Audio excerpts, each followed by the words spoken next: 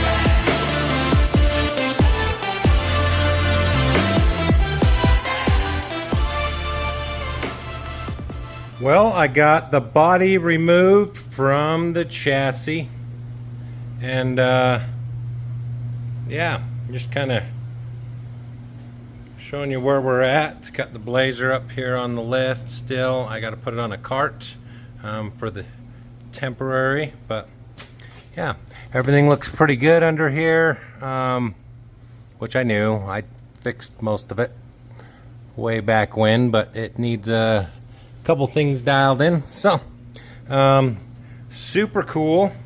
This is about where I'm gonna get with this video this week, so stay tuned for more. Thanks for watching, and hit subscribe.